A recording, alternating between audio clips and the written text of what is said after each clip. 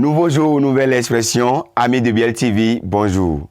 Ce matin, nous allons lever un coin de voile sur l'origine et la signification de l'expression « prêcher dans le désert ». Ils sont nombreux à tenter une réponse. Comme on nous a appris à l'école, on nous a appris à découper les expressions avant de bien comprendre. Maintenant, quand on parle de prêcher, c'est passer un message, parler de quelque chose, passer une information à propos de quelque chose.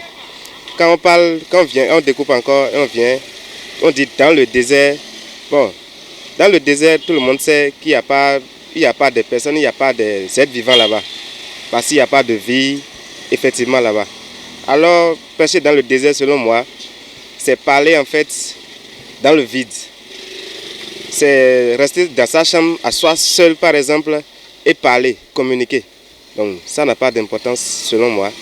Donc c'est parler ou bien donner une information et ne pas avoir d'oreille qui est prête à t'écouter, à recevoir ton message.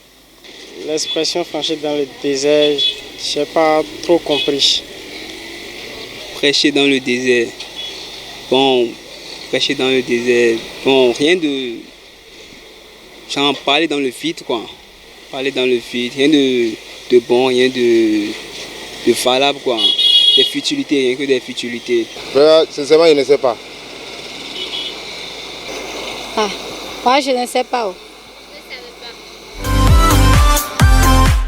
Merci donc à tous ceux qui se sont donnés à l'exercice. L'expression « prêcher dans le désert » est souvent utilisée, mais en réalité, d'où-il telle son origine? Cette expression date du XVIIIe siècle.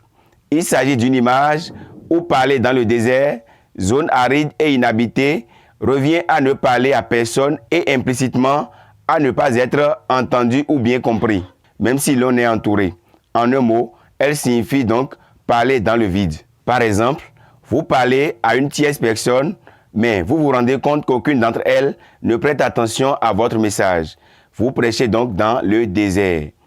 Merci à tous pour l'attention et à demain pour une nouvelle expression.